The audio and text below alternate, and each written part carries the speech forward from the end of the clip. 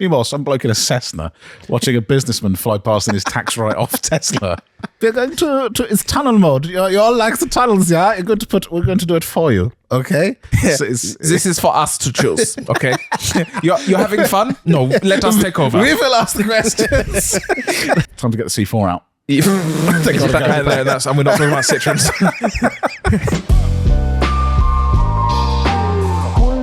Hello, and welcome back to the 58th Cars Rule Everything Around Me podcast, where we answer the question whether cars rule or ruin everything around us this week, with myself, Edwin, William to my left, and Benjamin behind the camera. Hello. I had to rush it through to beat the hello there. That was glad to be a quick one. Before we begin the podcast, we have to answer the question whether cars do rule or ruin. William? Again, it's another rule just because there's no reason to ruin. Okay. Glado has a clutch now. Yeah. A new clutch, which is great. And the old clutch was actually haggard. Which, there'll be a video, or has been a video at this stage, on that. The clutch was definitely confirmed culprit of the gear changing issue. Other than that, it's good. I did sit in the Range Rover the other day, sit in it, and I was like, I need to fix this just to get some bits sold. And now the weather has turned, and I'm like, well, it is a good winter daily. This is what I was going to ask, because we went out in the CL earlier, and you said, I am getting bored of the CL. Part of that is the music thing. I genuinely think it is I'm just driving it around in silence. Your driving's got worse. The problem is, you're driving like a true CL driver. Yeah, you're now like doing, because at first Will was just wafting about, and now he's just doing pulls on every straight road. So that's the good thing about a Range Rover, is it doesn't allow that. Yeah, you don't. I can drive like a penis in the Range Rover, but it doesn't Sire, do the same thing. Are you sure? Whereas because the CL is a V8 and it's more like an actual car than a land yacht like the Range Rover is, you think, I should be able to have some fun in this, but you can't. Yeah. So yeah, I didn't think this would happen, but I'm at crossroads here. But it's a rule overall, pretty much. I think the CL goes. I think that Range Rover comes back. I think he gets a second wind. That's my belief. It could be. I've ordered 600-700 quid's worth of parts to get that car sorted. See that it's 90th minute. He's come back in. Stoppage time. What? I mean, who do you want to step up for the final penalty in the Champions League final? It's the Range Rover 4.4. It's Mr. Rover himself. Ben. Is it going to be my fifth ruin of the world? What's your ruin this time? My tyres. Well, let's go back, Ben. Let's go back. So, I have an S2000 in my possession. He's polybushed. He's back. You claim. It's great. The other day, so I got that. So today's Wednesday. I got the car back on late on Friday of last week, and it then decided, I was like, I'm gonna bring it home. It decided to flood. I thought, great, that's nice for a lower car. So I left it here. On Monday, I'm like, cool, I'm going to go for my first drive in it with the polybushes aligned, everything. And we went to lunch, and these guys went, I'll go in one car, and I'll go in the other one. So I went in the other one, in my car, and went on this very bumpy road, and there's some rubbing. Sure, a little bit, that's fine, you get that. And then I just heard, like proper rubbing, and turns out one of the tabs... Someone had a walkie-talkie next to you. Yeah. One of the tabs on the front arch, where the arch liner? Yeah, with the arch liner mounts had decided to go, you know what, I'm metal and I'm going to be cutting into your tyre. I fancy a bit of tyre today. I think I'm going to eat that. So yeah, he cut on my tyre, something very fierce. And so that I had to buy new tyres for it because the tyres... And we also we rolled the front arches so that now they are unable to rub. He very kindly gave himself to my car once again. Oh, sure. For hours and sort it out. So it shouldn't rub now, but I have had to fit new tyres to it, which was nice. And you're not happy with them? No, they're lovely. Anyway, Edwin. You don't want to talk about that? No. Okay. Yeah, I can. Ben's running stretch tyres. Not stretch tyres. I mean, if it was a T-shirt, I'd say it's looking a bit tight. They're 10 mil. It's gone in the dryer one too many times. Basically, now, I don't know anything about wheels. I've learned this. Wheels are stupid. I don't. They're round? Do you know that? I know that much. You know a good amount then. I know that the tyre size, if people who know tyres will maybe be able to understand this. The tyre size on the RPF1 the actual size is 235/40/17, which is apparently I've learned a very annoying tyre size. Now, when you say that, is that the thing that what people are suggesting to run, or is that just what was on it previously? Because the one that was at the tyres that were on there previously were not necessarily the correct tyres. Yeah, some people run. I think you can go up to 255. 255 is chunky, but obviously because it's so small tolerances in the wheel arch, you can't really run really thick boys. So I thought, yeah, I'll go a little bit stretched, I'll give myself some more room, and I'll be honest, they look awful. So I'm now running 225s. We found photos of 225s of other tyre brands, and they didn't look stretched. But Well, they looked a these- little bit, but these ones have come out looking. I mean, before we even mounted them, they looked a little bit stretchy. They came off the truck being delivered, and I looked and I was like, oh, for God, why I like this. Ben was unhappy the moment he saw his new. He was so excited as well. He was like, "My tires are here!" And then we heard, That's how you know you've been corrupted, Ben, because what that should have been is a moment of joy, because you would have thought, great, I can now drive my car with no problems. "Yeah." But now you're thinking, I'm going to get bullied here. It looks so bad. It doesn't look that bad. It doesn't look terrible. It just looks stretched. Yeah. The front actually it sort of suits it in a way, the way that the front it sits in the arch. The rear, I mean, the rear needs to come down, but it doesn't look. I don't know. So it looks interesting. Another set of tires on the horizon. So yeah, they'll do me for now, and then I'll And what about the tires? yeah, exactly. But yeah, I'll don't know. So it's a ruin for those reasons. It has been a tumultuous week for me. No, it has been. It's a ruin. It's definitely a ruin. First things first, I finally pulled in my Mercedes. Now, you might remember from many months ago, I'll dive into this in a video, so I won't leave too much. I will leave some of it on the table. But I had taken my car to a specialist, and for 3 months it sat. Nothing happened because they said there was a part that was not available anymore. And then they went bust. I got the car back. Then they also went out of business. And then I put the car up on the ramp this weekend, found that they had lost most of my under trays, which are just impossible to find for a C55. Nice. The transmission service they were supposed to have done, they half-assed, and everything was held in with not even hand tight, just hand threaded bolts, and found that the issue was not an issue all along. I fixed it. So you'll see that in a video. That was very annoying. So that's 3 months I haven't had that car, and I wanted to sell it, and it's been sat. But is he now coming into daily rotation? It might have to be because it's today, perfect timing. Today it snowed, Yeah. and I drove to work in a slammed BTCC style E36. It wasn't great. Even without the power to skid, it's still sketchy. So, and that brings us on to another ruin. A friend of ours said my mate was thinking of selling his Range Rover Classic. I said, tell me about this. He said it's Beluga Black. I said, how fortuitous for me. And he said, yeah, I think you might sell it. It's got some work you need to do, but it could be potentially cheap. Got excited, got very excited. And then he messaged me and said, yeah, he doesn't want to sell it. It's not for sale, buddy. I might sell it. Oh, I actually won't. I tried Sorry, again. not I tried sorry. and said, look, come on. He said, I don't want to sell it. So that's annoying, because at that point, you then need to offer more. Yeah, You need to offer a healthy sum. which I don't want to do. Yeah. So I've decided I want a black Range Rover Classic for winter and beyond. So I need to look for one. I'm frustrated. I just want a car, man. You were One very more pair. excited when you heard about that. Oh, I weren't was you? so excited. That was a real It was a tease. punch to the gut. But on brighter notes, the Golf behind us and the Fiesta, Oh, yeah. we're really going now. We're really shifting now. Golf's looking great. It's actually quite cool. So we've done some body bits today, and then we've got the wheels to go on tomorrow, which I'm very excited for.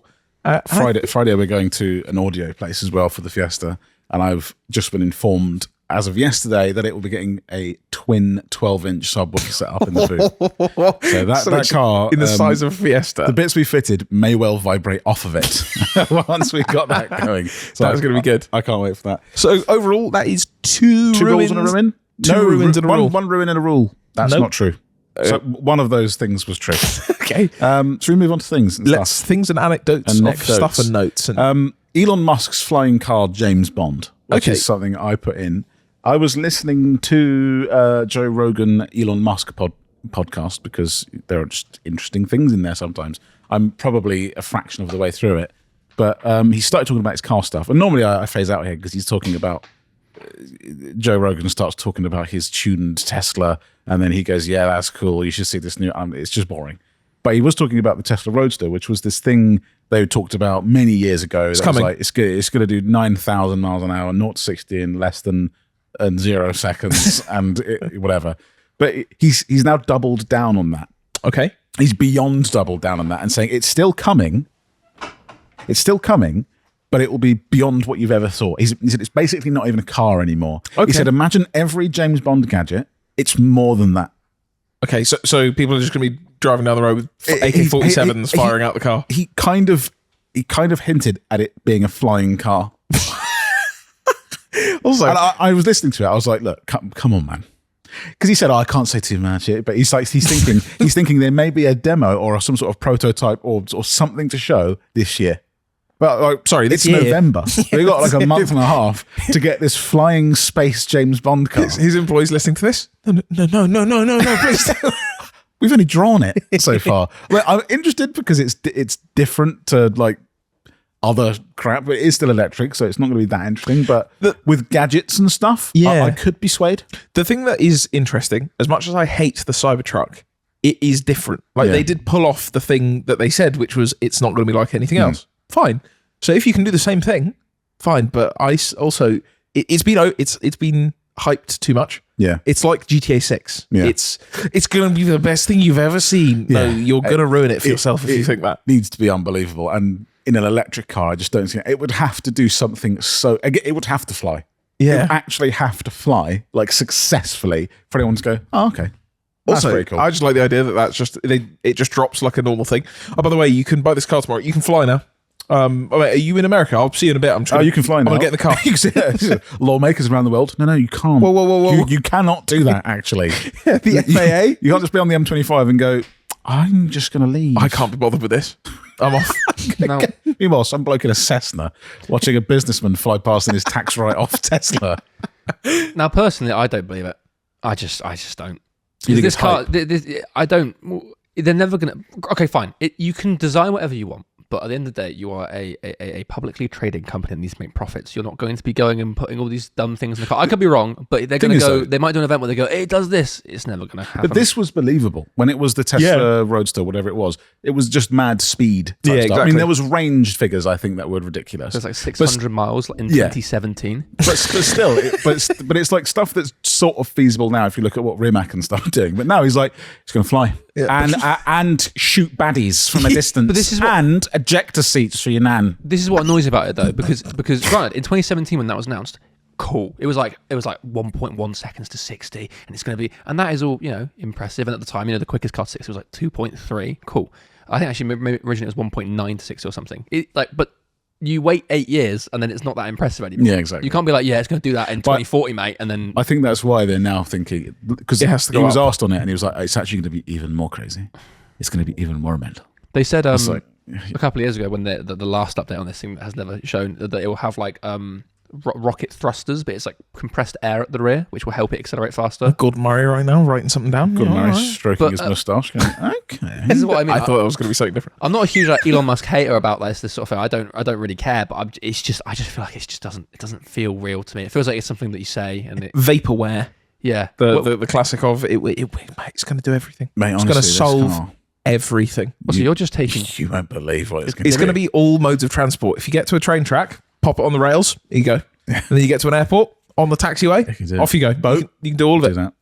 It's not rated for boat, but you can. You want to go and see the Titanic? We're off. They've been taking deposits for 8 years for it. Jeez. There are people. I think if you get the, I don't know if this might not be right, but I believe if you get the founder edition, like the first one, I think it is, you had to pay for it up front. Like the whole thing. That's like 200 grand or something. So you pay for that. You can cancel it, obviously, but like you're then just 200 grand down for 8 years. It's just a bank account. Yeah, well, it's not going up in value, is it? So it's not great, is it? And you go, oh, sorry, by the way, you don't have to take the money back because your car might fly.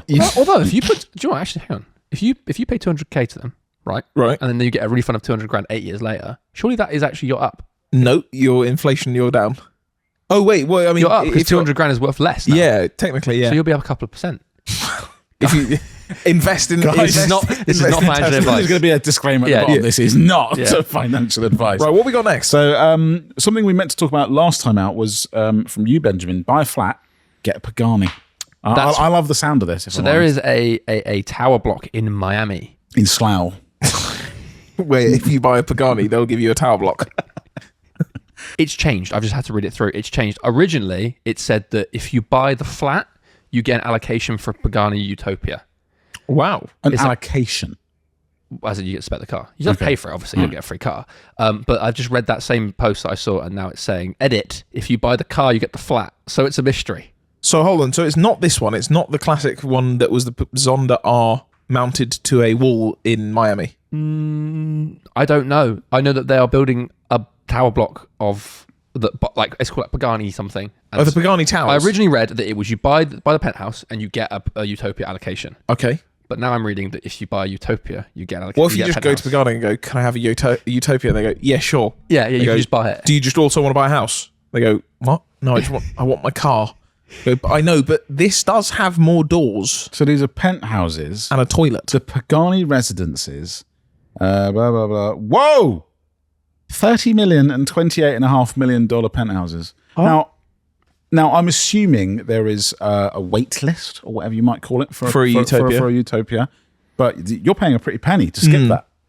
You could just wait and then do, because it's Pagani. Yeah. Paganis have the cool thing where you can buy one and then send it back. I'm assuming though, if you're a bajillionaire, you kind of go, yeah. Oh well, Well, one more apartment. I mean, what's the? who cares? What's the? Oh, My 28 mil for the Utopia. my cat can live it Yeah, or something. my I don't know. Pagani can live there. That's what this guy did. But I mean, yeah, it's interesting. It's a weird one, but yeah, it's kind of ultra rich people stuff. You buying that apartment? Ben? How many Utopias have you got allocations? You take for? that bit? Yeah, I'm doing one of the two. I'm either buying a car and getting a flat, or buying a flat and getting a car. The 28th and 29th floor. Penthouse 1 spans 12,200 square feet, Sure. 7,000 interior, 5,200 outdoor, $30 million. That's quite crazy. That's quite the deposit. You know what? I'd put that in the Tesla Roadster instead if I were you. You know what? Just give it to Elon. He'll make you fly. He'll make your house fly. Not financial advice. He'll send you to outer space. Next up, Porsche tunnel mode patent. Porsche tunnel mode. That's a Porsche in a tunnel. Surely that can't be right. Now, Porsche have apparently put through a patent. I got sent this by Luke, actually, from Supercar Driver, who we met at the Secret Meet. Yo. Basically, Porsche patented a piece of technology that means if your car approaches a tunnel, it will put the windows down. The car will put the windows down. Sorry. Now, minus 2 degrees. Stop. What are you doing? as cool as this all sounds, I don't get it. No. Because, I mean, it's a choice thing. But Normally, also- it's not like... A patent. Meaning they're like, someone's going to nick this. This is the best idea we've ever. They've seen someone else talking about it and they go, oh, we need to get on that. Someone drove past the Porsche director in a tunnel and they watched the window go down. They went, hold on. If we could automate this. Who could? Hold on. Did you do that yourself? No. We got to take this out of the hands of Did people. that drain your energy doing that? Would you like to not do that? That's ridiculous. Yeah, it's Now wild. hold on, because surely there's a button you have to press to enable it. Well, I'm assuming it's a modern car, so I'm assuming it would be a setting in a menu. Right. Where it would go like, do you want tunnel mode on or off? So you go through all the menus, Yeah. spending, I don't know, let's call it 15 to 20 seconds. Also- finding the menus Like, let's be real. versus clicking the button. We're in a modern Porsche. Yeah. What are you really listening to? Like, we're listening to... A Taycan's going to have it. That's what I mean. Like, what are we hearing? Is like, oh, man.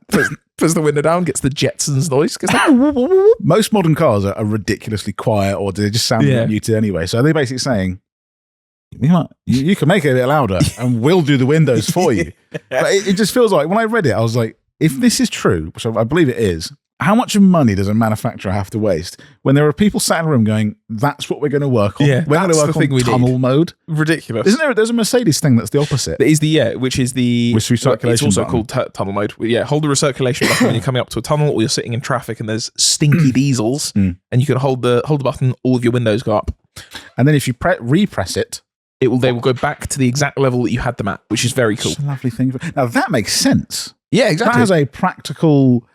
There is a use for that. Most people will probably forget that it even exists. Benjamin has returned to the room. Hi. There is a piece of news out that Porsche has come out with tunnel mode. I've got a little description here. There we go. As the car approaches a tunnel, spotted by GPS cameras or traffic sign recognition, it gives the driver a heads up about 500 meters out. Hit the button and the Porsche transforms from refined GT to rock concert on wheels. Ooh. The exhaust valves open, the transmission downshifts to spike the revs, and the windows glide down to let every decibel in. Cold outside? No problem. It even tweaks the HVAC and heated seats so that you can enjoy the noise in comfort. So they have thought of everything, if we're being honest. Here's one for you. People in normal 911s, I don't think, want to do that. But it's just what I'm saying. agree. is You're that a GT3, a fair. modern 911. But yeah, like it's GT3, GT3 RS is anything you're actually going to hear with any Now, can I custom actual... map it? Because, actually- tunnel, fine, tunnel's cool, everyone likes tunnel. But imagine you got like a neighbour who you don't really like, and it's 7 in the morning. Steve button. And if you tell it at 7 in the morning as I go past their house, it opens the valves, windows Also, down, you know, and I floor It it. said using cameras. I assumed it would just be GPS because GPS would kind of roughly know where most tunnels are. But sign recognition. It's going to go around holding tunnel ahead signs in front of people with Porsches. And you just hear, windows drop. Stop, leave it. It just feels, it almost feels like an April Fool's Yeah, it does. like type of pattern, but it's not actually that funny. I'm not dissing Porsche here. I love Porsche, but I feel like a standard 911 doesn't sound. That's German fun. So we're going to it's tunnel mode. You all like the tunnels, yeah? We're going to do it for you, okay? Yeah. This is for us to choose, okay? You're having fun? No, let us take over. We will ask the questions. Porsche literally said, if you're having fun, no, let us have it. You don't know how to do this. Let us have fun for you. I will admit, when I just thought about it, I was like, sometimes when a tunnel approaches, it's a mad rush. You go, oh, can't quickly get the window down. It's very true. Down again, you've got to put the radio down, but yeah, it just feels a bit far. It's Jarvis. It goes, a tunnel for you, sir. Allow me to open it up. Would you like the tunnel mode, sir? Also, your valves are basically open, saying Master Wayne. that you're just going to speed. Wow, Yeah, Because to be fair, most tunnels that you go through in their like, lower decent speed tunnels, limit. the speed limit either goes down or they will be ultra whack and have an average speed check. Yeah.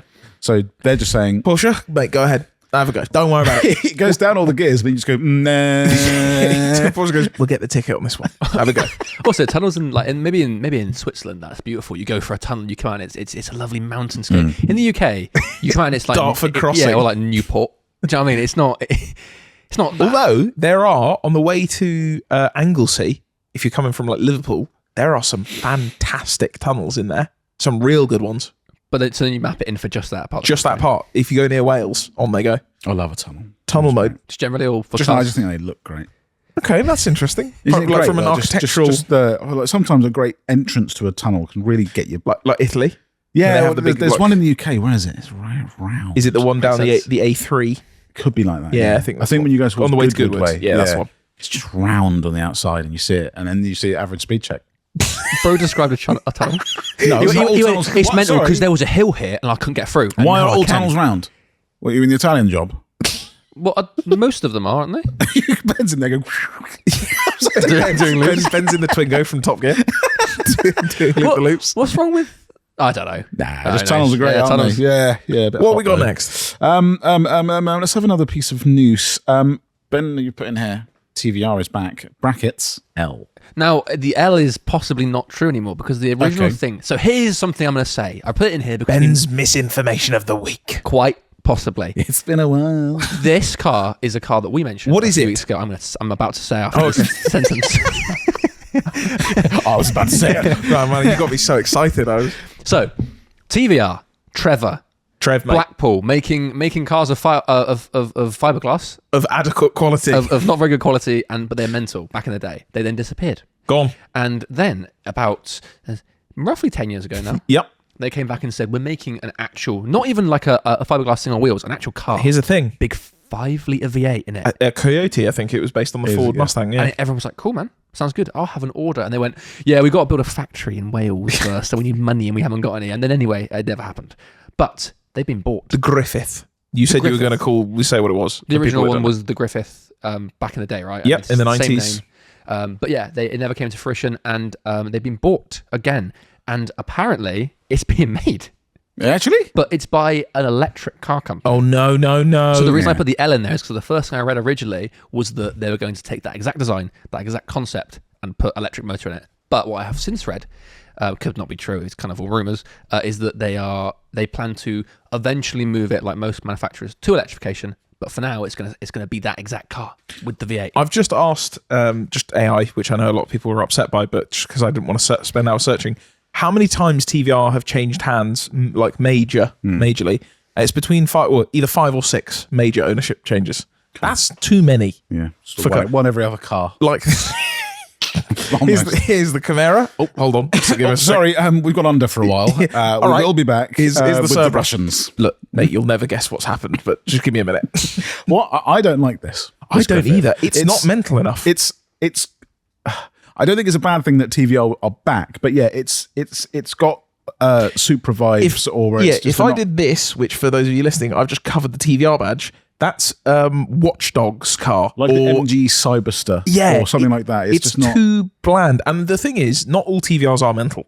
That's the whole thing. Some of the older ones are if you relatively restrained. like a Cerberus doesn't actually look that weird. Even the original Griffith is. Yeah, it's a cool looking like a thing, but sports car. it's not that much to it. It's just that with a big V8. But there is an air. There's an air of adult, or not even adulthood. It's something that almost feels corporate about TVR in this new generation, whereas that never ran with old ones. It's like that it's the guy you knew years ago. And you go, he was mental. And now he was always hammered. He was in and out of prison. Yeah. You know, sometimes he was bankrupt. He started a business, earned millions, and then he lost it all. And I've lost contact with him. And now he's back, and you go, yeah, wife, 2 kids, really happy. Yeah. I've just got a solid job. Do you want to come down the pub? Yeah, I'll just have half pint, and then I'm heading off. I might have a water, if I'm honest. That's what that is. I'm not. Yeah, I mean, there's nothing wrong with it. The recipe's fantastic. Exactly. It's like, you've got a great V8. It's rear-wheel drive. I think it's manual as well. Yeah. Front engined. It's all perfect, but. It's all lovely. Just proves that the recipe.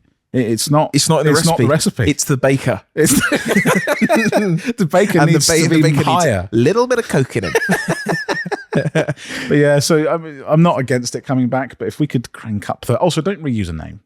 Yeah, no, that I agree with. I think we're like you can once you've established that you can build cars again. Yeah. Then start bringing it back. Because you called cool names with TVR. Also, get a new cool name. You can go with whatever you want. Call it the Semingle.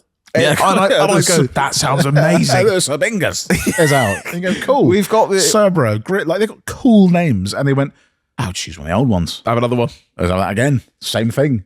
Come on, TVR. So Griffith wasn't a coupe either. No. It was a convertible. No. So, yeah. Oh, well. Anyway, TVR is back, brackets L. Now, one thing, sorry, I was going to say on it is that apparently this is the same company that made a resto-modded 67 Mustang that's electrified. So they are like somewhat known. What's their name?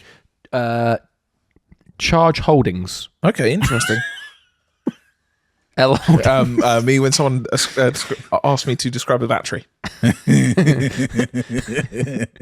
That Mustang. No, tough. Not a fan. Okay, I'm going to pull up a photo. But the article I was reading was basically saying that obviously them as a relatively unknown company, it makes sense for them to buy TVR and then that makes no sense. Well, if they can make it on a TVR style budget where it's not when I don't mean budget, I mean in the same way that the old ones were, where it's a small factory with people hand building them. That's what it's. I don't know if hand built, but it said low volume on the thing. Low volume. Then that kind of now starts making sense to me. I think that's as a businessman who's been dealing with buying car companies for years, I can say with great authority. The thing they were doing wrong before was they're going way too big. Yeah, you're trying to start with a bang, which I understand. The amount of money to invest to make a car company must be astronomical. Yeah, you need like an Elise, or something that's like, you know what, start small. Everyone buying this one. Let's go again, and then we can build from there. Then you can have the 7-litre V12 thing. Yeah. Now, why not base it on our platform, Supra style?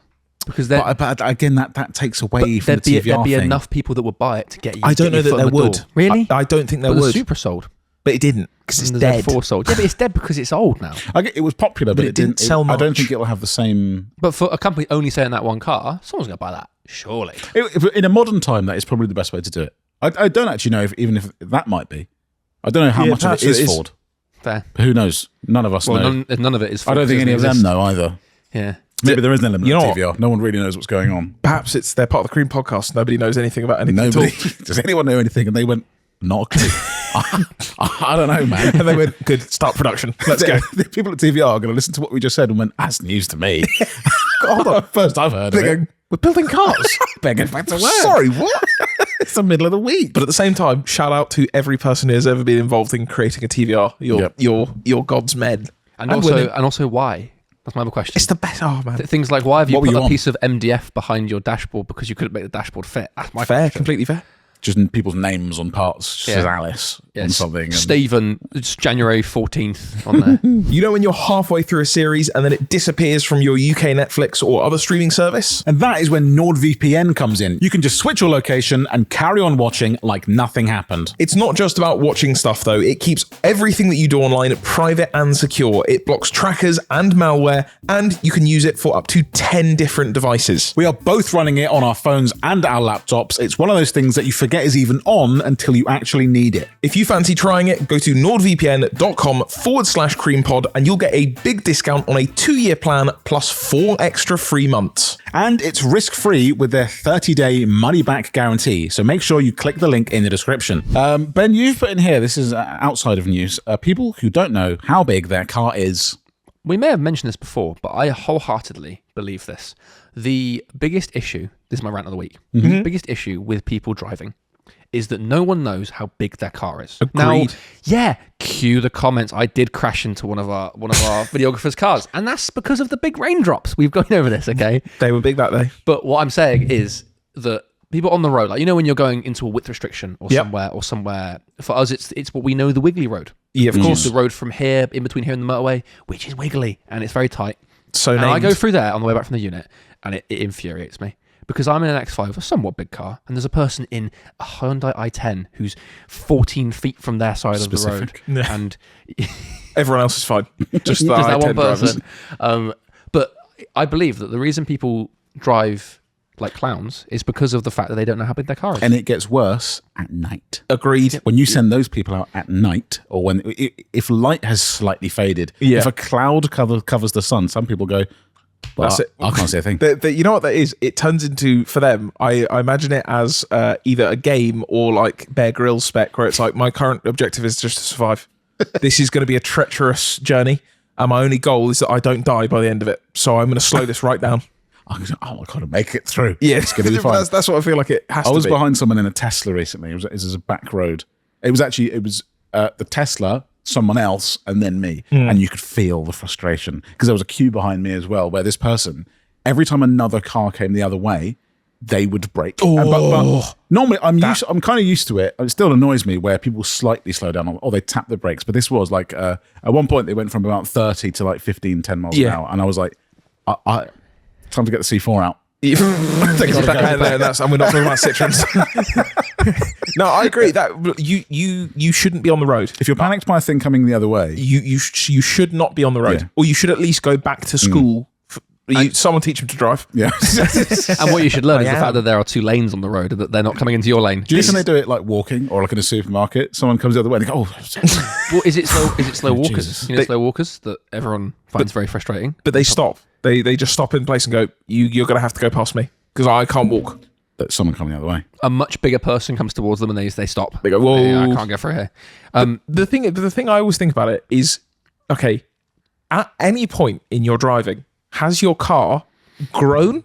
Is it one of those fish things that you put in water and they get really big? Because if your car was within the lines when you left your house, it's going to be within them when you get home. So just stay in them, and you're fine. There's typically like regulation on the roads. Like usually the lanes are sort of similar size wherever you go. It doesn't just get into like motorbike width when you get out into the countryside. It's just the same. I can get it if you're on an A road where it's kind of single track, like near where we are. Fine, be a little bit cautious. I get it. But if you are on a road with 2 lanes, they're called lanes. Yeah, there's no one's going to go, you know what? In the middle of that. I fancy your lane. The one that's oncoming, I'm having that. Deal with it. I found people that I know that grew up in the countryside where they're used to lanes and stuff are better on lanes and worse at better at like squeezing past down single track lanes, but also worse at lanes in the city. And then people that I know that grew up in the city are typically horrific on the lanes, but in the city they're fine because it's just what you're used to. But I remember I had a K11 Micro as my first car, very small, and I took it to the garage. Very small. It's so small. The smallest. I took it to the garage to have something done to it, and they gave me a Zafira. Standard Ben Law. A Zafira? Hold on, sorry. A Zafira. Mate, here's your courtesy car. It's a Nimitz class aircraft carrier. Please enjoy it. Was one of, and working here even now, after the cars we've had, it's still one of the worst cars I've ever driven in terms of the like condition of it. It was. So you didn't get in there and say, I could have one of these. No. Surely you did. So quite an interesting handbrake, but apart from that, I wouldn't. It was. I'm not out in the garage here, but I don't believe that was road. Should be on the road. But that was someone else's car that they dropped in. It might as well have been. It might as well have been. You've got an MOT failure in. You can take that. But I drove that home, and I hadn't driven anything as big as that before. I remember thinking, I'm driving a Boeing, not right, Airbus A380 down this road right now. I will agree. I remember after passing my test, that was one of not the first things I struggled with, but that was something that I remember having to acclimate to, was the width of my car. Yeah. I do remember thinking, am I going to fit through this gap? It takes a while to get used to it. So that's completely fine. But it's when I see not older people, but people who I know. They've had their car a while. Exactly, who have had their car for a long time. And then secondly, people like that, who are driving like this, and they then decide, now I don't know what their circumstances are, but they've decided to go and buy a big car. You didn't need it. If you're not comfortable driving it, don't buy one. Which is fine. There's nothing wrong with not liking big cars. Yeah. There's nothing wrong with it. I remember getting the X5, biggest car I've had. And I remember for the first few days, maybe like a week, I was a little bit a bit more cautious. But you have to learn the dimensions. You can't just expect it to get easier. And also, you look around what's around you. How close are you actually to that hedge on your left? Because if you're 14 feet away... Because if I'm looking into it, you're too close. And if I've just had a head-on collision with you, you were too close to my side of the road. That's what annoyed me about the Tesla, is that I know that's a modern car. It's going to help you out in most of those situations. It won't let you crash. And then but they're going, I can't. Someone's going the other way. There's 2 lanes Also, and there's 2 cars. What will we do? Where do we go? I'll tell you for a fact, being in a actually, I've driven a Tesla Model 3. It tells you, like, not only parking sensors on the screen, it shows you by inches or centimeters exactly how close you are to something. It will go like you are 13 centimeters from Maybe they don't understand those numbers. They go, you're 37 feet away, and they go, Christ! Here's one. That's close. If you're driving... That was a near miss. 10 points, near miss. I would personally, this is just me, go with the logic of, if the number is anything above sort of like 0, you're not going to hit it. Just been flying past people with 1 centimetre gap at 100 miles an hour. Fine. I mean, I have gone through things before and thought, that was close. Yeah, of course. Yeah. But I don't think, I've only ever clipped a mirror once. And that's when I was 18. Wow. Yeah, I smashed someone's mirror off. I drove off. I ain't got time for But you weren't driving. No, I was Just had a baseball on my bat. BMX. I was on the back of someone's BMX. Dickhead. You just punched it off. It's a regrettable moment. In my current age, I would say. What I'd leave happens it there. here's one. If you clip a wing mirror, but not hit it off, just clip the edge of it, it's going to scratch the wing mirror. What do you do then? Because is it worth stopping to... I would. Yeah, I had leave the road and then... I had a great moment with a van. But a lot of my commute on the way to and from work, but mainly on my way home, is really tight back roads. It's really annoying when you get an idiot coming the other way. And there's one part of the road where there's traffic ahead, so you kind of have to stop. So I always pull all the way over, and a van came through. I was in the Range Rover. And I completely forgot that the Range Rover's obviously got electric folding mirrors. I could have just done that. But I just stared at the van, and he crept through, just scratched my mirror. Like, there was still a scratch on there. Scratched the mirror, looked at me, went... He just nodded. Just drove off. I was like, okay, fine, all right. I realised he's in a Sprinter van. He doesn't care. I was like, I got out when I got back. I saw the scratch on my mirror. I was like, well, maybe I earned that one, but fine. So I was again. I had a similar thing when I was 18. I was in my Mark IV Golf with my mate Pete. We were on like a local back road, and I'd been on these back roads every day to school, so I was keeping over to my side, and I can't remember what car, I think it was an A-class, like an A180 or something, came herring round the corner, way too fast, in the middle of the lane. He tried to swerved, but clipped my mirror. We both stopped, and my mirror, the glass came out.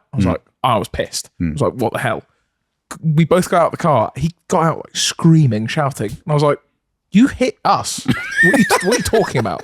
And he immediately came over to us, and I picked my glass off, and he went, oh, at least your car's fine. And he realised that he hadn't looked at his. He turned around, it was gone. Like, there was a nub of a mirror left. It had just shattered into a million pieces. And he went from being angry to just solemn and sad. He literally went, oh, my mirror. And I just clicked my glass back in and went, have a good one, mate. And got in the car and drove off. See you, man. Goodbye. I felt vindicated. I was so happy. I think no matter the impact, you have to stop and just say, I'm sorry. Oh, Like, no, realistically, I like, don't think if you scratch a wing mirror, you're going to exchange insurance details for... It's the Wild West. That's what most people would expect to do. Yeah. Really? Yeah, because normal people aren't like us. Yeah. They go, anything happens to my car, got to call the insurance, which is fine. That's what insurance is there for. But enjoy your next premium, buddy. Yeah, premium goes up by $2,000 a year because you claimed a £30 mirror cap. Yeah. I regret that. On the Clio, I saw... Do you ever notice a small mark on the bumper? Which bumper? Clio, the one I sold you, silver car that you've now sold on. Which To the new which buyer bumper? who may have listened to I this. didn't ask- Have a look on the rear bumper. There's a very small mark. It was got rear-ended in traffic. When I say rear-ended, you know when someone just I bumps think you. we talked. Yes, Yeah. yes. And then I added another one. Oh, okay. There's another one? Interesting. I didn't do it. But I Someone said that to this, it was lives like, near me did. I told the person to pull over, and it was a woman, and she was wearing a face mask, and a child was in the car with a face mask, and she said, "I've just come from the hospital." And I was like, "Well, I can't say. I can't say. Let's go through insurance. I would quite like a rear bumper respray actually paid for by your insurer, but now I've had a sob story." So I went, "On your way then." I had with the Clio. I don't know if I've You actually ran your key down her car as she drove off. Now we're even. I booted her mirror off. Good luck on the way home. Hold on, let me go get my baseball bat. I'll be back in a minute. There is a car that parks somewhat near me that is smashed. And like, I know that is... Your X5. But I've seen it in a shop window. I'm like, Yeah. Who's that dickhead? That's mad. no, it looks like hitting curbs, that sort of thing. And it's got a lot of scratch on it. And I vigilantly park away from that car. I don't want to go anywhere near it. And one day with the Clio... Is it Doris? I actually think it's a younger driver. Oh, first okay, car type interesting. thing. But the car has been consistently getting worse and worse. And I'm not accusing anyone right now because I don't know. But I parked near it for the first time in the Clio like 6 months ago, and I came out the next morning and I had quite a big scratch on the rear. Now, and Ben, let me ask you this. Yeah. Right? And it wasn't me. You come out to your car. Yeah. And you see that is it a female or a male? You don't know. The car, I couldn't tell. Sorry, I don't want to assume. No. What the person that owns that car? I don't know. Okay, let's say it is a man. Yeah. You come out to your car one morning and there's clearly a scratch. Yeah. But his car's parked there. Yeah. It's reversed in, and just so happens they walk out at the same time, and you're like, "What the hell? You've clearly crashed in my car." And they say to you, "I'm really sorry. It was me. It was raining last night." And This is nice. no, but I'm asking you. Look, they say to you there were big raindrops. It appears that what goes around comes around. But would you say I understand then? Yeah. Or would you be like, look, I want it fixed? Listen, like, I've been there. I've made up the lie. No, I would What if say you can see they're in a bit of a rush as well, and then they put on this like green jacket and then a backpack, and you see a little cross on the back of it, I'd say and then they say, "I've really got to get off." I'd say good job you're parked behind me. Yeah, but and then Ben would jump in his car, throw it in reverse. You're not going anywhere, buddy. Realistically, I just let it go because I mean, You- nothing but you you can would. really do. Yeah, I think if they walked out, I'd be like, I don't know what I'd say. I'm not that confrontational. So I don't know what I'd say, but I'd probably be like, hello. notice this car? Not to worry. Because the thing is that Morning. So- Not to worry. Then he goes on the podcast and goes, "Somebody crashed into my car." that car, look, I didn't really probably get a proper look, but it looks like. Here's what I think happened. We parked that car behind Reconstruction. me in front. Yeah. I don't know why I have to specify that I'd be in front. they're behind He me. parked behind me, so I was in front, which meant he was behind me. I think as they pulled out of the car parking space, they just clipped it was on my back left Okay, yeah. lower bumper, and it was quite a big scratch. So a bit of a But scrape. I looked at the front of that car. Which And there would, was- as they were behind me, would make sense. And there was a scrape there in a sort of, I couldn't tell if it was silver, Like a silvery- a lighter colour. like the car. there's So you just a can't- Renault badge implanted in it. Yeah. Sometimes it's just not worth it. With that's like for the one with the Clio. I said, "Look, I'm fine."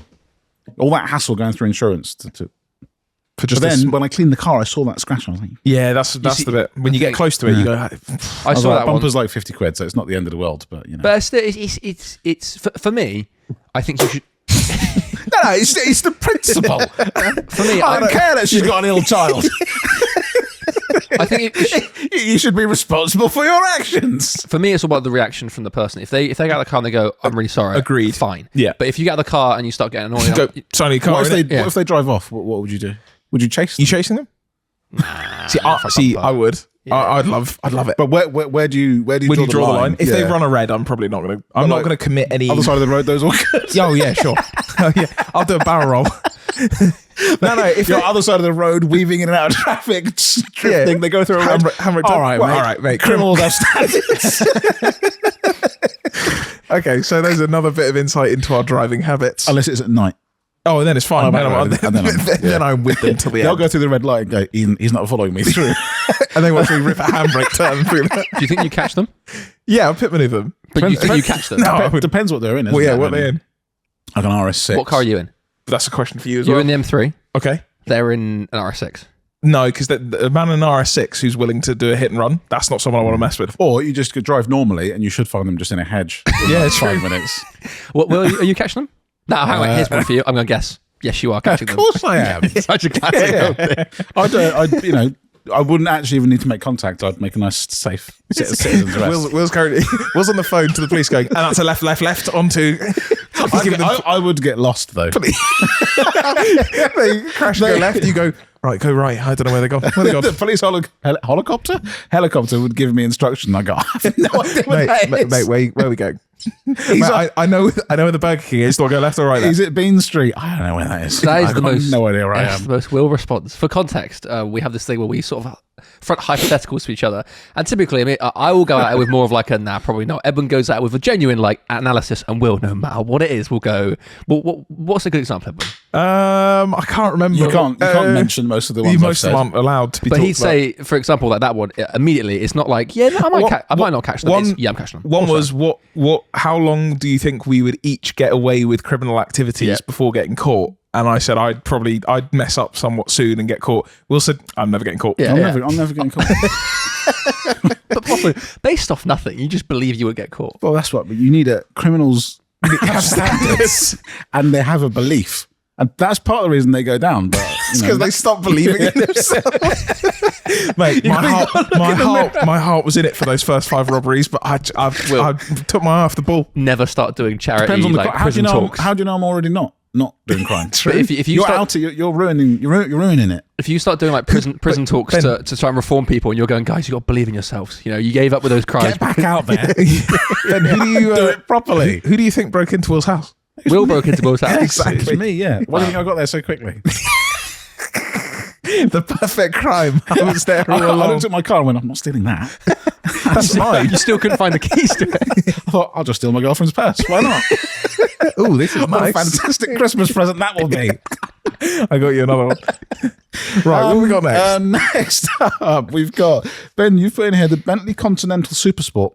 Yes, I don't know much about this. Well, that's great. Because I'll be honest with you, A fantastic way to start a news story. hang on, no, because this doesn't really interest me, but I thought it would interest you guys. I hate it.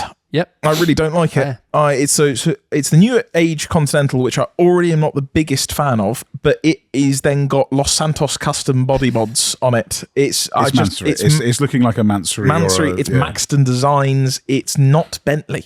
Bentley, the Supersport from the 2005 or 10, would it be, Continental, was great. It was a standard looking Continental, but with some chunkier grills, like an R32 style bumper. He was a bit more blocky, a bit more angry.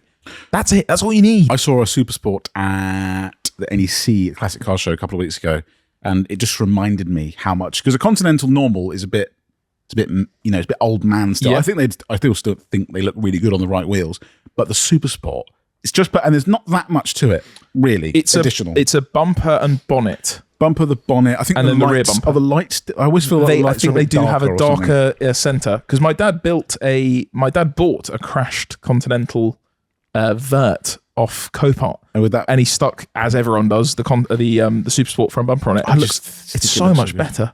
And they had the Veyron seats Yes, in the Supersport, which is really, really the cool. cool looking seats. But now they've just gone, well, I guess carbon fiber. Carson's Fires. But yeah, not a fan of that. Actually, that was going to be my want of the week, which we'll get onto later. So Well, don't spoil it. I've got another one. There. Retention. I've got another one. Retention, keep them. Guys, My stare one at- of the week is the Bentley Continental. Guys, you Supersport. didn't hear it. You didn't hear anything. Guys, stick around for later on, because Will's going to reveal his one of the week. Anyway, moving on. Ben, another one from you. You've put in Ford Ka. Right. I was thinking the other day, I want your wholehearted. There he is. Look how cute that Now is. we're saying the first generation Ford Ka, 4K. or Ka, Now or this- car, or What is it? I think it is Ka. it's right? Ka, right? But it's a Ka to me. Okay. I would like to discuss this as an example of a car I'm about to mention. These are Ford. Okay. This is an example of a It's car. been a very long day. God, this is a riveting car podcast. Right. I was thinking the other day about cars we don't see much anymore. And a lot of cars from when I was growing up that I saw just on the roads, like we're talking normal traffic here, just have disappeared suddenly. Ben has discovered the passage of time. A 4K is one of them. People die. Where are they going? I haven't seen. Wait, I haven't seen you in months. The last 4K I saw was the one that we had on the channel, and that was a sport. But an actual K. You've not seen a Ka. Now, here's the thing. I don't believe that's true. I think you just don't notice them. Here's a question for you. Yeah. When was the last time you remember seeing a van on the road? Today. No, like remember seeing a van. Well, to be fair, one actually came around a corner very quickly at me earlier. Okay. And then after that? I came back here, so... But here's the thing. Delivery driver. But there you go. But realistically, I was thinking about this when I was... Because we're thinking about buying vans. They go completely under the radar. I don't notice a single van on the way to work. In my head, I go, I don't know, there's maybe one van every 2 minutes. If you just look around right now if you're driving, there's 4 vans that you can see. Vans everywhere. They're everywhere. But they're so beige, not beige, but you know what I mean, that they blend in. I take your point, but I see this what is you're a car saying. I thought about, because I thought about the K. I was like, I haven't seen one of those for ages. And I started thinking, a lot of the cars from the early 2000s have seemed to just disappear. Of course, because they get scrapped. They've rusted I know, into smithereens. What I mean is that it feels like a lot of cars are disappearing the more that like new electric stuff. I'm seeing so many electric Chinese companies appear, and not very many old cars. No, I of think, course. I think about the Fiat Punto regularly. But it's same. I've just not. I don't remember the last one I saw. But at the same time, do you also not think it's quite interesting that there seems to be a handful of ones that just stick around? I saw 106s. What did we see yesterday? Old couple in the Mondeo. In a Gen 1 Mondeo. That is key. That is peak automobiling. You just picked a car and said, "This is my car. I'm driving this. A car is not just for Christmas. I'm going to keep it going into oblivion." But that was an example of we all went, oh, my God, Mondeo. I think I see probably a 106 a day. Yeah. And it's a general one. Yeah. But why is it that they've survived? Saxos, 106s, Mark 3 and 4 Golfs. They just 4s are still. They just stay. But I think they're just coming up over. They're just coming up over that cusp though, where you just won't anymore. No, yeah, they'll a just Mark disappear. 5 Fiesta, the Fiesta before the generation of my first car, Yeah, they're starting to vanished. Yeah. Fair. Because they've all rusted away. People scrap them for newer cars. They're just in that era of. But I ain't keeping that around for And long. the way that you know that that's happening is because we see them on BCA and Copart because they're getting chopped in for dealer auctions and they'll get taken by one of us horrible people and driven into the ground. I want to admit, I do understand that obviously as time moves on, old cars disappear. No, I was taking the piss. But what I'm saying is that I feel like they've just suddenly disappeared. Because when I was learned to drive, which would have been 6 years ago. 6 years old. Yeah, got there early. 6 years ago, I feel like there were loads of these sorts of cars. And I feel like in 6 years, everything from the 2000s just disappeared. Yeah, I heard. I can hear that. It's tough. Like while I was looking for parts for this Golf, it's actually increasingly harder to find just braking cars. It's now there are just the parts left. It used to be everyone has a braking car that you can go and nick something off or buy something off. Funny enough, for the Fiesta, it was kind of like that, but the parts are so easy to find, and that's because they're all being broken. Yeah, they've all been broken. Like, and that's everything. That's ST, like even like ST500, which is a limited edition. It's like, oh yeah, I'm breaking this. It's like everything. The best and the worst are being broken for bits because they're worth more like that. Maybe they're going through their current transition into the grave. Now this is why I keep ashes but to not ashes, the grave. Ben. This is where they go into their period of this is probably worth buying one or having a nice one. 1.25. Well, stuff like that, I think you're normally a bit of a dreamer. When I was a 1 mile Fiesta style, it's like, well, why have you been keeping hold of this for so long? Just use it. But the rarer they become, like a Fiesta ST, like I actually thought I might buy one of those as a little like runaround type thing. But they are actually incredibly hard to find a good one. They're either very rusty or the engine is broken or they've been modified badly. So actually finding a good one becomes way harder than it was 5-10 years ago. The Sport K. Yeah, there was one for sale, and it was a write-off for $1,000. Yeah, and there was like another one that was not that much better, but they wanted $7,000, $5,000, just some ridiculous sum of money for it. So it's like I don't get it, but I want to be there amongst it. I want to be owning them. A couple of newses that we can perhaps smash out in one. I don't know why, but I'm going to combine them. Let's do it. Number one, the Ford Focus is finished, and number two, here's a tease: Mitsubishi returns. But let's start with Focus. Oh, bit of retention. Okay. The Ford Focus we already know was going. The news on that is that it's gone. Yeah. Well, it was the ST was dead, but they were carrying on with the normal Focus. And now the Focus, I believe the last one was rolled off the production line. But that is of the generation or the model? I think the model. I think the model. Well, yeah, they haven't announced the replace. Yeah, I don't think it's much news to just announce the final generation what it's got. I think it is the car. Yeah, no, the Focus is done. Yeah, which is sad. It's not like it's a model. Obviously, it's been replaced before. It was the Escort. It was the Sierra, but it's still our guy. We're not going to get. Focus is the small, medium-sized hatchback I grew up with. The Ford era. It's the Ford medium-sized hatchback you grew up. I know, that's what you always have to think about. We always say that. We always do. But reading about that, it's had me looking at. We'll get to the one of the week later on. Stop. Is it to do with Ford? Is it a Ford Focus 1.6 Z-Tech Mark 1? Hey, Mark 1s are great. They are actually really fun to drive. Is that what Ethan had at the car throw? Correct, the Millennium one? Really fun to drive. They get an unbelievable amount of praise for chassis and stuff. It's crazy. There's like Chris Harris articles and people going, it's the standard by which cars should be judged on. My favorite. Are you reading it? We need to get one of these in. My favorite thing about it is that you read, like, compared to its competitors, like say an Auris or something. Auris are like, its boot space is commendable, and then that's it. Meanwhile, Mark 1 Focus RS is Mark 1 Focus is the mechanical grip as you turn in with the Focus is great. It is. I don't know what it is. There's something about the Mark 1 Focus that it's like this golden boy. Yeah, it's been mistaken for a GT3 RS. You cannot beat this. No. And it's like, even in base spec, it's like, this is unbeatable. To be fair, driving the one from Car Throttle, which was I think it was 1.6. I think it was 1.6. I think it was a 1.6 Z-Tech. Like, it was fun to drive. It was more fun than the Golf. Yeah. Like, it was good to chuck around. I'm Ford, man. I've been there since the beginning. They rust a bit, but it's fine. Meanwhile, Ford getting rid of every one of your favourite models. Yeah, no, it is upsetting. Goodbye, actually. see you. But most of my favourite Fords are older anyway, so I'm kind of cool with it.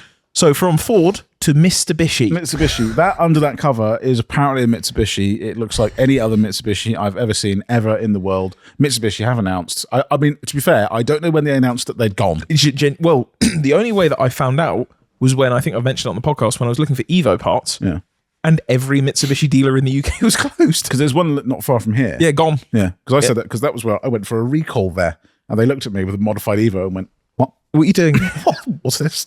But yeah, so Mitsubishi, they're back. They're coming back. We're back. In summer 2026. But the thing under the cover is not.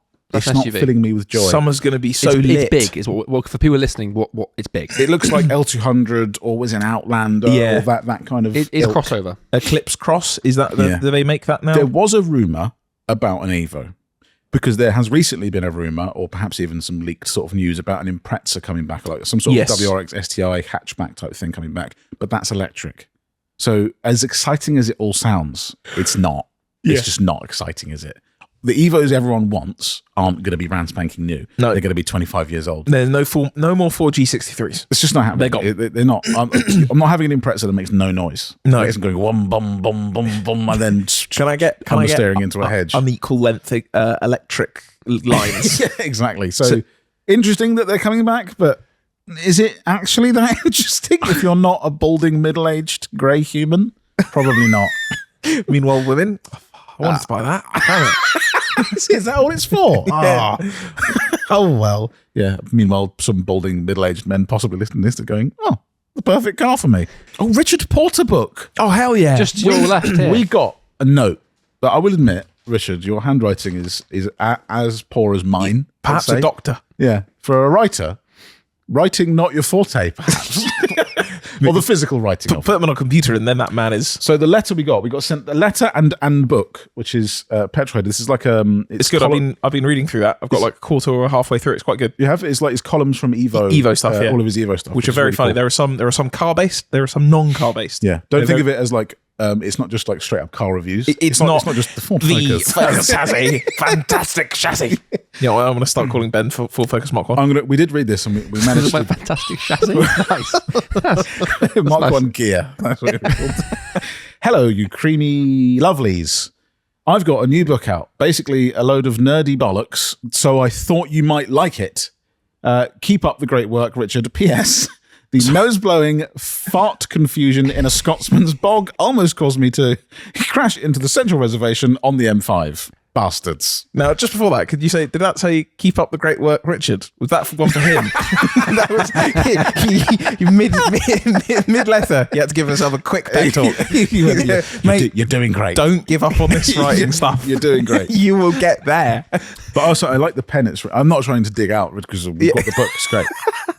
Richard But Porter I imagine, listening- because it's Richard Porter, I'm Yeah. like, he's the best guest we've ever had, and he's the writer for Top Gear and I was Grand Tour. expecting calligraphy. Yeah, I wanted a seal, a wax seal, and a scroll. that says House of Porter. I want to defend him very briefly, because if you look at where he wrote "Creamy Lovelies," that is, it almost looks like how he's written Richard. It almost looks like it's purposeful. Wow. So he gave C.R.E.A.M and Richard the two. The rest he was like, this is making It's like an email where they have it just fills in the gap.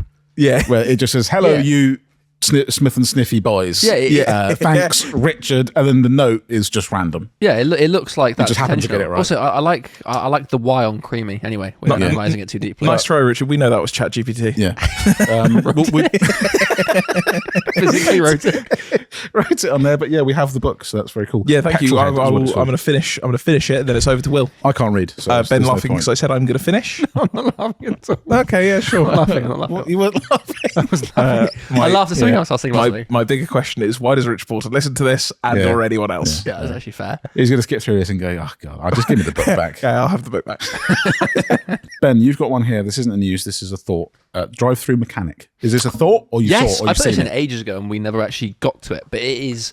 Here's my business pitch. I think it You, exists. you have a wheel bearing. It's gone. You have something that's gone. I don't know what else there is on Where's that car. all your parts going from your Engine's car? broken. Who's stealing it? I don't want to go to the garage. It's annoying. I don't want to go in there, and I don't want to have to then, wait in line and then say, my car's here. They go, cool, here's a Zafira. Drive it home. It's got no tyres, whatever.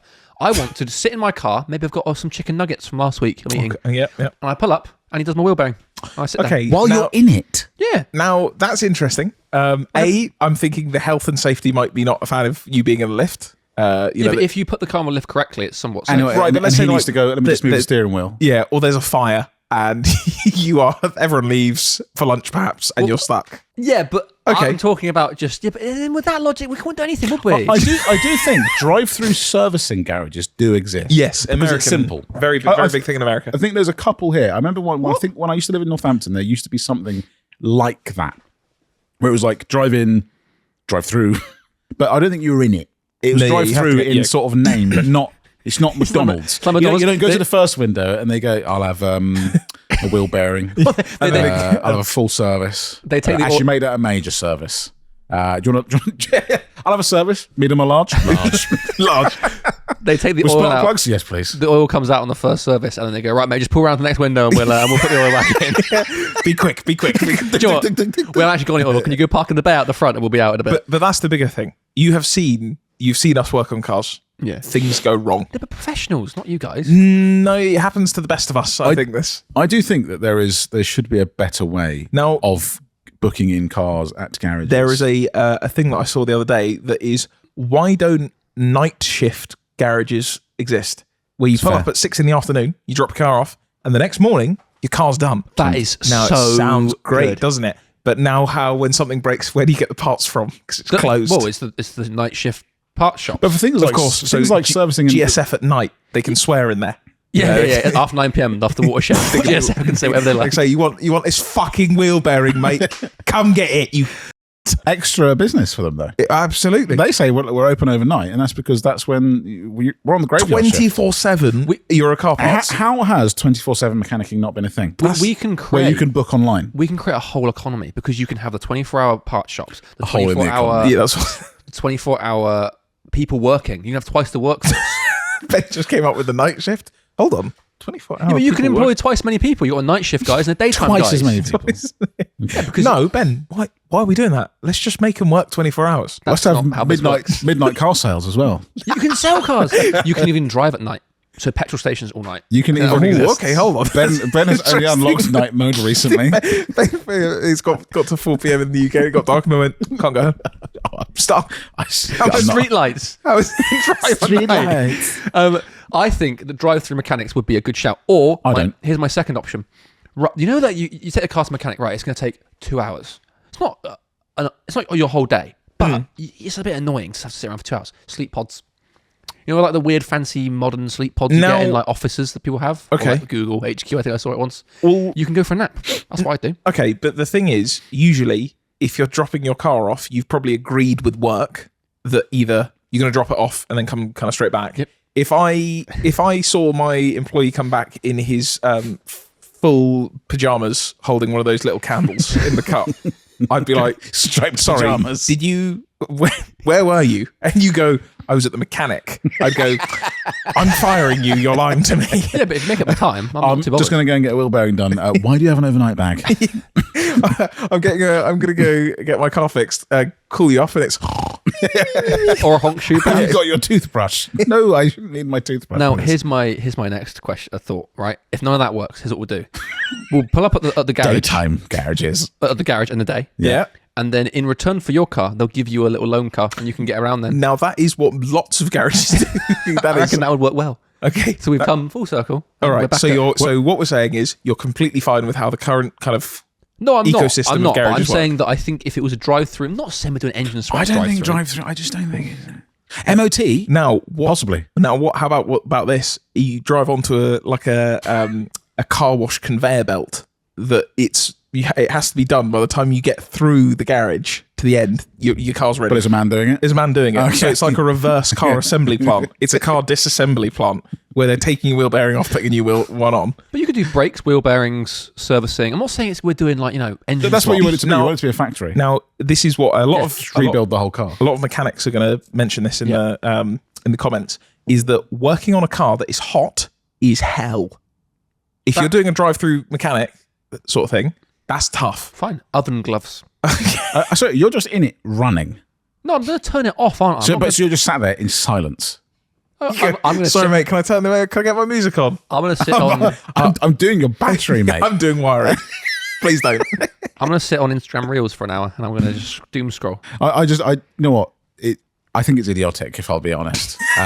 Just a thought. I will not be investing in it. No, I'm out. But I do believe that there should be a better way to book in with mechanics and stuff. I understand it's all more, like how you can go and book at Quick Fit on whatever, and they go, be there at 9:30. You get there at 9:30, and they go, what? You wanted 9:30?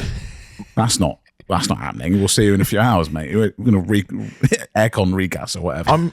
I've only ever seen it with my local mechanic, who I take most of my stuff to, Ignition Motorsport in Newbury. They have an online booking for MOT stuff. Yeah. That's great. There's I a go few- on and find a time and click on it. Why is there other garages I call and they go, Monday, I can do 3:45 a.m. Tuesday, fully booked. Wednesday, if you turn up at midnight, we might fit you in. What's the point in this? Ben? Okay, hold on, whoa. Is that the middle of the night? Now, my question is, Why? why do they do it like restaurants? Okay. Table Or, for two? or like Monkeys for like no reason. like you know when you go to this, might be lost some people in In-N-Out Burger in the US, they have a drive-through system. Wait, why do we know that? When we went there, Whereabouts? I think we were in was it New York or was No. No, it was the US for sure. it California? Yep. Yeah. Monterey. That's the one. Yeah, we haven't been. Sorry, there. carry on. Yeah, we went to In-N-Out Burger, and rather than this, Americans might be going, yeah, that's how it works. In the UK, we have a speaker that sits there. This place, Like in Mr. like Speaker. Parliament Yeah. or Mr. Speaker, but in the US, they had a person with an iPad. You could drive up the person, and go, I want an oil change, I want new suspension, I want this, and they type it into the iPad, and then and you go. okay. What? Rather Well, than what do driving you- in and telling them what you want, like at McDonald's, you pre. But get also, told. but here's the other thing, right? You are then saying that you know what it needs. Yeah, exactly. Which most people have Which no most clue. people going to mechanic, they go, my car make noise fix. Okay, then that person with the iPad is the one that inspects it. They do a quick walk around. They go, Bloody what on the road? no, like a lay-by. They walk around it. Shit colour, mate. Hate that one. Right.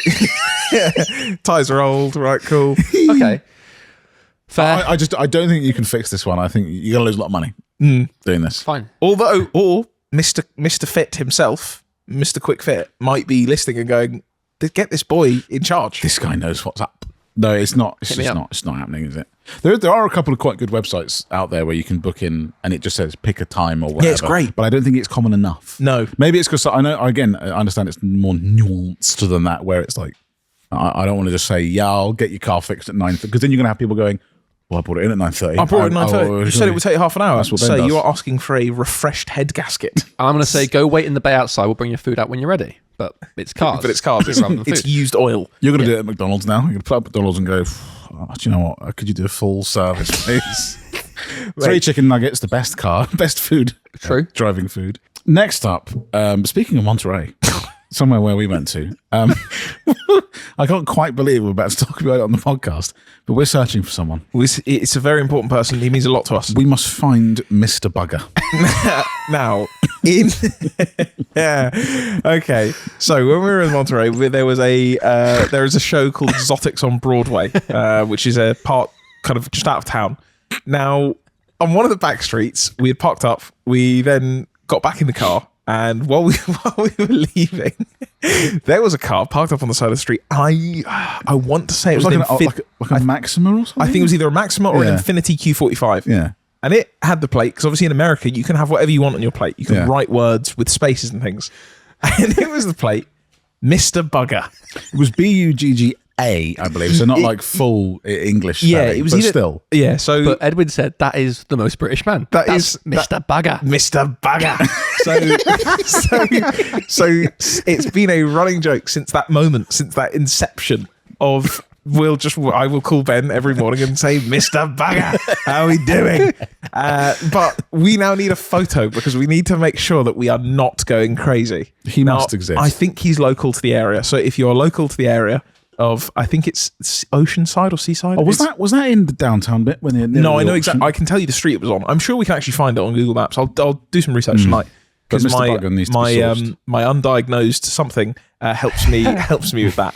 So Mr. Bugger, and it didn't help when we did the Ford Model T video because we were all wearing top hats and had pipes. So we just kept walking around going, Mr. Bugger to each other. Because to an American, whatever it means to an American, Yeah. it may not be exactly the same as what we're thinking of. If you're a bit of a bugger, it's not the same. it's not that great. That's not a positive thing bloody to be. bugger. Now, So we need to find Mr. Bugger. If you see the car, don't You see it? Don't harass them. Just take I mean, the chances photo. are slim, but still, yeah, if you do see it. No, we're finding Mr. Bugger. Oh, no, of course If we we will, could, yeah. and if not, we'll be finding him next But year. I don't think it'll be swarmed. Are we going next year? oh, absolutely, Where? we're going next year. Where are we Next going? year. This place. Oh, it's our first time, so I don't actually remember. What it's Never called. been. I'm just been before. I'm just looking on Google Maps. I might do a live looking for what Another person that we're searching for, who's also in Monterey, a place that we went to. We went to C.R.E.A.M, which is where things go down. So it's where it was our haunt. We would just check out before we We had headed back pizza there. to our hovel. There was an F-ATM3, the most stupendous F-ATM3, parked in a disabled space, no less, in C.R.E.A.M, parked up most days that we were there. Yep.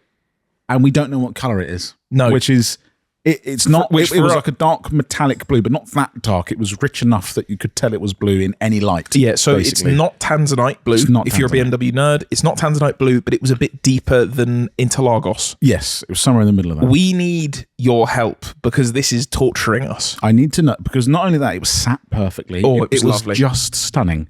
If you know this person, if you've seen this person, just tell us the colour. If I find out it's a wrap, I'm going to be deeply upset, but at least my mind will be put to rest because I think about it daily. Perhaps when you're on the hunt for Mr. Bugger, Maybe they're the same person. It could be. it's Maybe all, they're it's all linked. a great conspiracy. We'll find Mr. Bugger and he'll go, "Oh man, that an F-ATM3, Dude, I got an F-ATM3 outside. Look at the plate. Of course I know him. Here's me." So yeah, two very random tangents on the side, but we thought we'd put that on your radar because at some point Mr. Bugger was going to come out accidentally. Right, shall we end on a want of the week? We can. Now, I've been wanting lots of things recently. Okay, and obviously I meant the Bentley Continental GT Supersport, or just a GT to be fair. I just want one. That on the Mulliner wheels, Very lovely. but they're scary. But the other thing, I keep looking at lots of Fords. I want a Ford of oldness. I was looking at XR2s, XR2Is. Mark II Focus RS has a place in my soul, and I feel like I need an ultimate green one. Also, sorry, please ignore that. Ignore that for a moment. What is that? Sorry, ignore that. Thanks, That's guys. never so that. many spoilers. So today. there are many Fords that I've been looking at that I just desire. I did ask Alibaba if I could buy a Escort chassis, Yes. and Now, they I've said just typed, yes, but also no. apologies, I've just typed the word Ford in. Which one? What is it? Let's have a look at a Focus RS Mark II, please, because again, I just feel like there's one in my future. Focus RS Mark II, come on down. Now, here's a question. For those of you that don't know, the Mark II Focus RS comes in ultimate green, performance blue, and Frozen white. frozen white. Those are the only colours. Only three, apart from the RS500, which was Panther Black wrapped in 3M black wrap. What would you like? I would have an ultimate green. That's what you'd like Because the most. I've had the other two colours. Well, explain what you mean by that. When So you say I had a replica ST with the RS body kit that was, and all the other bits actually, including the gearbox and the diff and blah, blah, blah. But the ultimate green one is the ultimate green. It's ultimate green. It is a little bit lurid. That is Larry. It is ultimately Larry. It is ultimately green. It's Chav 9000, but Yeah. it's the best way. I just want one of those modified in a slightly scummy way. If you're going to do it, though, you might as well go the whole hog. That's what I'm saying. You know what I want to know is, are Mark II RSs as chavvy in like Europe? Because take for instance like an E46 M3. Yeah. You go to Germany, it's either a track car or it's like a really nice, clean, sort of one. There aren't any scumbags in them. Whereas in the UK, if you're a Mark II RS owner, you know you are a scumbag. You've either got 400 miles on it, Yeah. and that's it, or it's got Lamborghini doors. Yeah, and it's got AirTech up the side and exactly, and and, halo and you're lights. king clown. But I love you, but you are a clown. But does that exist in like Germany? I don't know. I mean, I haven't seen that many, but I mean, I don't. I'm not German. No, but I'm just saying, like in Europe, where they have Mark II RSs. If we have European followers, which I believe we do, the stats, there's no way. The stats say so.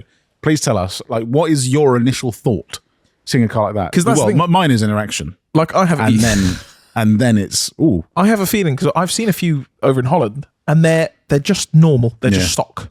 I think it's like how someone just enjoys a 1M. Yeah. Where it's like a special thing that they're like, it's just my car. I I'd like one of those as well. 1M's cool. Yeah, but some sort of Ford Mark 1 RSs as well, because I still think a Mark 1 RS is an incredibly good. They're obviously expensive for what they are. I will but have they're one. sub 20 grand. will. Seen there was one sold at auction the other day, a collecting cars auction. I think it was 60,000 miles. Again, I don't know what the condition of it was. It might be rusty, but 60,000 miles. It sold for 18 grand. I will own. It needs to be a mashed up one because I don't think that is a 20 grand car. I couldn't justify it. Yeah, That's like a up to 10 grand car but for me. you'd never lose it. No, I know, Yeah. but it's just it would make me feel hurt that I had that much money invested into a Mark 1 Focus. Though it has one of the most incredible I chassis. also feel like I would prefer a modified one. Oh, same. It's the same as like driving an Escort Cosworth or a Sierra Cosworth or something like that, of that ilk. Whereas if you drive a bone stock one, people say it when they drive an E30 M3. Yep. Everyone goes, "This is the greatest car ever." And then someone drives a standard one and goes, This is "Kind of just I okay." mean, it's nice. Yeah. but it's not all that. Okay, what about a Mark 1 Escort? I would have a Mark II. Yeah, okay. But Yeah. Mark, you want one of those as well? Again, Mark No? II Escort, but again, if I wouldn't like an RS 1800 or whatever, something like that where it's like the ultimate version. I'd rather have a modified one. Agreed. Which is probably a good thing, actually, because it means that you could go and buy one. You don't care about the history, and matching VINs, and it's got the right headrest, and it's got, these headlights from a 79, not from an 80. Yeah, who cares? You can just build it as you It doesn't want. matter when I skid it into a bush. Exactly. Is that your one of the week? So that's yours? Ford Focus RS Mark II or other Ford. Ford or otherwise? Ford or otherwise. Or a Bentley Continental Super Sports. Ford or similar? Ford or similar, yeah. Rental company. Benjamin. I have one. And I'll be honest with you, for the listeners, I've had it before, but it's come back again. It's a Nissan GCR. Oh, okay. Because I was at a petrol station the other day, as I frequently am, because I never fill up enough fuel. Daytime though, only daytime. Yeah, well, actually, this way it got dark, but I was on the way home. So Bloody hell, they should open those. They should. Yeah, well, this one must have been the first of its kind. There was a really quite nice R35 Nissan GTR. Which one? Early boy. Okay. How early? Early. Plate. Like, it was a private plate. An 09. Yeah, one of the first Is ones. this your card? Yeah, or maybe the first facelift. Oh, well, that's great, isn't it? I've already pulled the photo up. Well, it's the same person. One of those, and it had quite a nice set of pipes on it, and and the exhaust too. yeah, that was great. And then I stood outside the car, and I had to finish filling Outside up. the GTR. I think this is what it I stood finished outside filling the up, and I lingered by my car before I went in and paid because I was waiting to hear it drive off. I didn't do a pull, but it sounded like it already purred from. I want one. Do you know what I thought the other day when I saw a photo of an R35? Is that they have one of the most unique shapes of car. Like, if you compare it to what it gets compared to, like a 911. 911 is maybe one of the other ones where it's a 911. Yeah, you know that silhouette. But that roof line and that front fender line, front wing line, is so unlike anything else. It is a truly quite pretty car, I actually believe. I would have never called them that because back in the day. They're not that fussy to look at No. compared to but that, more modern stuff. It's that roof line. It looks, I don't know, it looks like a 1950s drawing of a futuristic car, if that makes sense. The future, the Nissan GTR, it will be flying in space, says Elon Musk. And they say it will be made for 20 years. That hasn't aged, in my opinion. I think if that counts today, I mean, a few little tweaks, but it would look basically brand new. I think what Nissan decided to do. Yeah, I think the super early one, if you sit in a super early one, I haven't. but they are a little bit aged. Because the really early ones, they've got like orange lighting in the dial. There's just there's certain bits in there that you go, whereas there's still, but like a 2010 or 2011, 2012 onwards. But that's not what I want.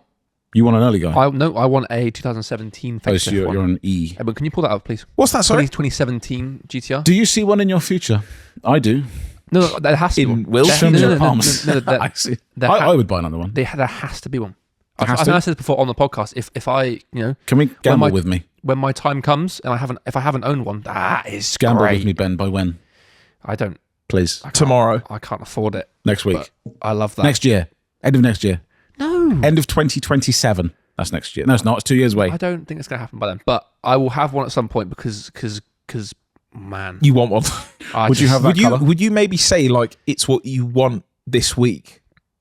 Yeah, I'd say it's my one of the week. Oh, that's interesting. I Yeah. like that. That's But cool. Is it deeper than that, though? You want it this week, but Is it's it not craving? it's not fleeting. It's I not always just flying by the It's mind. up there for me alongside He's just there. V12 Vantage, that, and the 911 are Do you know up there what? for me. It's something I can't remember if we talked about at some point, maybe towards the beginning of one of the week, that if you're truly afflicted by cars, you will know this pain of some cars have a fleeting want. They are, I'd love one of those. And then by next week, and you're like, oh, let me look, I'm going to research everything about them. I'm going to work out which one I should buy, what cars on the market there are. And then 1 week later, you go, yeah, I still like it. If I see one, I'm happy, but I don't want to buy one that much. same. But then there are some cars which remain forever, which just sit in your brain and go, And this is yours, Ben. I'm not Just going have to anywhere. have it. That's probably the car I've wanted the longest. Maybe an Aventador from when I was younger, because it's the Lamborghini you grew up with. Yeah. That's what we've learned. We've learned that. But I think I don't have an affliction for that. In this colour. No, I'd quite like a black one. okay, nice. I quite like it. And I think we've had this conversation. Yep. I would brown. like those wheels, Brown. interior, because that generation, that facelift came with a really nice like saddle brown interior, which Will does Yeah, like really- because really he's nice, yeah. that's great. Yeah, so it's disgusting. No, it's not So, sporty. That's fine. Is that it? That's your one of the week? in my life? Okay, fair. Mine, as I accidentally opened. Well, this is one of them. I saw this come up, and that's just one of the coolest things in the world. A Sierra Sapphire Cosworth is one of my all-time things I want. I want, as I've said before, to ram raid it into a shop. I want to commit burglaries. I want to outrun the police in their metros. Brackets, they're going to pit maneuver me in a 3 Series. But not Will. Not Will. Though, he's getting away. We'll go away. Oh, in that. But this one is something special. This is coming up at an auction soon, and it is a bright yellow. Like what? There is a name for that yellow. It's not Canary Yellow. Is it Canary Yellow? Oh, is this factory colour? No. I think this has been painted, but it's a modified car. It has, I think, they're TSW wheels, looking touring car as hell, with Morettes. Moretz is perfect. This Your car 4x4? is that a vent? I can't remember. Sorry for audio Yes. I listeners. think Vents is 4x4. You can't see the car. It's all yellow. The wheels are yellow. Everything's Everything yellow. is yellow. It's yellow body, yellow wheels, yellow engine. Now, something I didn't check was the rear. Sorry, I'm just double checking quickly. Sorry, I know this isn't very good for audio Is that listeners. subwoofer I'm in the just boot? looking for. Oh, I don't see an exhaust tip. Oh no, Don't tell me it's got side exit. has it got side exit? I think that might. Okay, that's quite interesting. I think that is a side That exit. is a side exit. That's a bit of Sierra classic. That's really quite cool. So yeah, I want a Sierra Cosworth, but in more real lands, I want a Range Rover Classic. And I've decided I will be buying a Range Rover Classic, a Beluga Black car. I just want one. I need one. I need. But would you accept any other colour? No. What about dark blue? No. Plymouth grey? Blue. Are there no. other kinds of No, like shades cars. of black? But like, so you say, Any other cars you want? you say it's Beluga black, but Correct. Would you take? Are they come in different black, or is it just that one? No, colour? basically Beluga Black is the only one that you have, which is.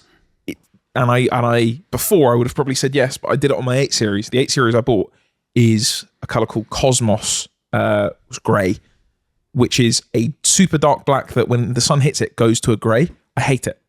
I hate that colour. I want it to be black. I want it to be gloss jet black. Vanta black. No, not that. I just want a deep color black. I don't like ones that shift. What's the interior and what are the wheels? It's brown. It's a super dark brown color, and the wheels are off an LSE or a CSK. And what color are they? Those are black centers on a polished rim.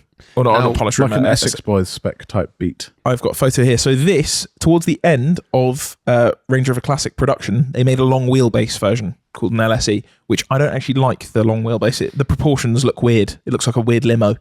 But they have these 5-spoke wheels, which were the same as the CSK, which is the 2-door that they made right towards the end of production. And I just love it. I just love it. It's just so... I feel right. My friend, as I mentioned before, Will, who's buying the Evo off me, he runs a Land Rover specialist company, and I've driven his classics multiple times. Defenders, I'm not on board with. Can't do it. But an old Range Rover, That's different. God, Yeah. it just. I feel. I don't think there's anything in this world I feel more right inside of. That's tough. Not me. Not even, Don't take that out of context. That's not. There was, I think you're right about colour. About the black anyway. It just has to It be. would be difficult for that not to be. Sorry, there is one other option, and that is our Den Green, which is the super deep green color, almost like a malachite color. Sorry, I know there's lots of people that don't understand colors who are like, You've "What's been he there. I think it's wrong. You've got the M3. That's your green guy. I think you got it. Otherwise, then you look a bit like Green Car Man. Agreed. No, I can hear what I that, mean? and it's a second choice, which for me with cars I can't Harder do. to find, or Our Den Green's actually quite hard to find, whereas a Beluga Black is more semi findable. There are a few out there. The black's So better. hopefully, I agree. coming weeks there will be a Beluga Black. Wow, Range you're Rover. saying it's imminent. I want to buy one. Okay. I was going to buy No, that one. The one that I got offered, I was going to buy. No, stop. This is your logic here. Don't say you want to. What's happening? I already said I'm buying one. But don't say I Ben, want. don't say you're going to buy one. No, don't believe in yourself. Say you're going to buy one. Say there is one coming soon. There is. It's happening. It's happening Maybe like by this the week. time the podcast goes out. Yeah. Well, now I have to buy that one. 8 days. Now I have to buy the one that's online. Otherwise, someone else is going to buy it. There we go.